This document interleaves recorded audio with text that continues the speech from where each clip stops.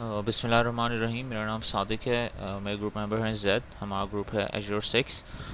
हम एक automobile company के डेटाबेस पे एनालिसिस कर रहे हैं, जिसका स्कीमा कुछ ऐसा है।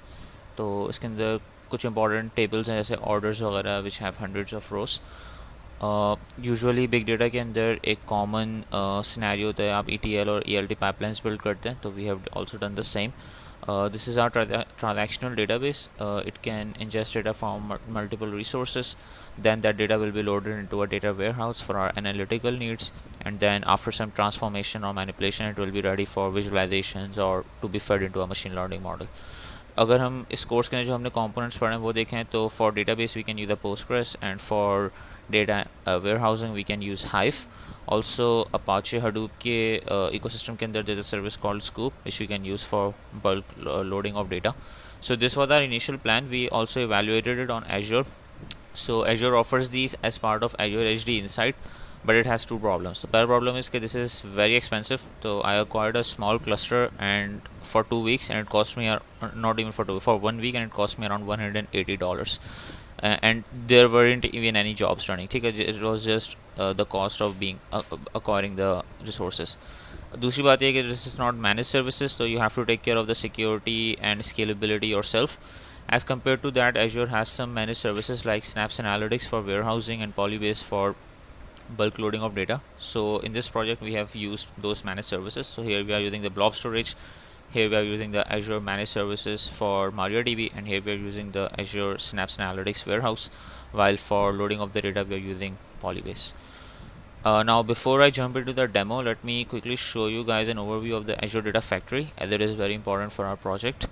So imagine this scenario. तो बहुत एक कॉमन चीज़ है डेटा सॉल्यूशंस के अंदर कि you have to move data from one place to another, right. So imagine कि आप एक कैबिनेट मूव कर रहे हैं अपनी शॉप से अपने घर में. So you will need a key and address for both the places. Also you will need some assembling and disassembling info and the delivery details.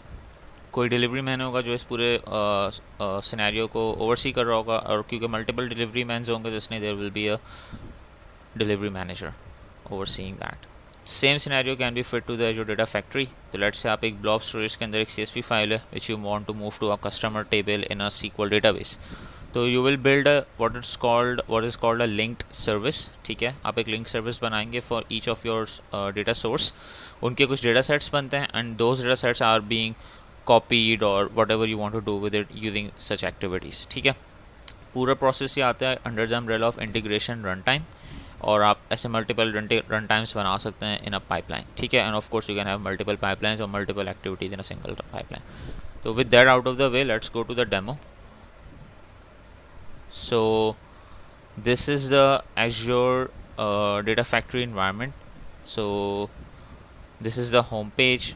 Firstly you create your link services. जैसे मैंने आपको बताया, तो हमारे पास MariaDB source database है तो उसकी link service है. Snaps Analytics Sync डेटाबेस है तो उसकी एक लिंक सर्विस है. एंड सिमिलरली हम ब्लॉब स्टोरेज को यूज़ कर रहे हैं फॉर स्टेजिंग आवर डेटा, तो उसकी एक लिंक सर्विस मौजूद है. अच्छा, once you have created your link service, तो you create your data sets. ठीक है, तो यहाँ पे हमने इसी तरह MariaDB का और Snaps Analytics का डेटा सेट बनाया हुआ है. One thing you will notice is के टेबल का नाम it is coming as a parameter. So we have not hard coded the table names, but rather हमने दो पाइपलाइंस लिखी हैं. So there is a pipeline called get table list. तो क्या करती है कि it talks to your MariaDB and basically asks the name of the tables and schema. ठीक है, वो schema पास करता है execute pipeline की एक्टिविटी को.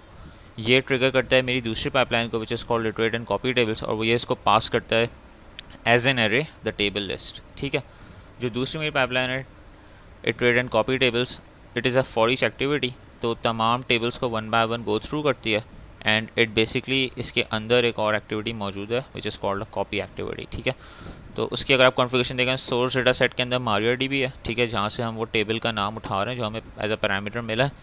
और सिंक डेटा सेट के अंदर हमारे पास डेटा वेयरहाउस है जहाँ पे हम वो डेटा पेस्ट कर रहे हैं. We are using the method called PolyBase. ठीक है, एक चीज़ आप नोटिस करेंगे यहाँ पे मैंने प्री कॉपी स्क्रिप्ट खाली छोड़ी हुई है. Usually people use this field to remove duplicates और वट एवर. ठीक है, मैंने यहाँ पे जान के नहीं किया ताकि मैं आपको अपना डेमो पूरा दिखा सकूँ.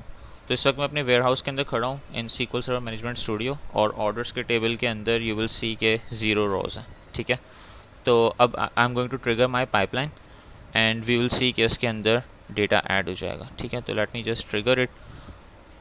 अभी यहाँ पे डेटा चल रहा है, पाइपलाइन चल रही है। सो यूल सी के यहाँ पे रन सबमिट हो गया। You can also go to the monitor dashboard और यहाँ पे आप देख सकते हैं अपने सारे पुराने रन्स की हिस्ट्री भी देख सकते हैं और एग्जिस्टिंग रन्स की भी। तो ये भी मैंने सबमिट किया 11 बजे। अच्छा, ये हमारा ब्लॉब स्टोरेज है। तो अच्छा, यहाँ पे सिर्फ एक टेम्प्रेरी स्पेस के लिए डेटा हम स्टेज करते हैं, तो आपको यहाँ डेटा नज़र आएगा और फिर डेटा गायब हो जाएगा। ठीक है, तो फॉर एग्जांपल ये एक डेटा है यहाँ पे जो कि पॉलीबेस की सर्विस के अंदर हमने टेक्स्ट फाइल के अंदर रखा हुआ है। सही है।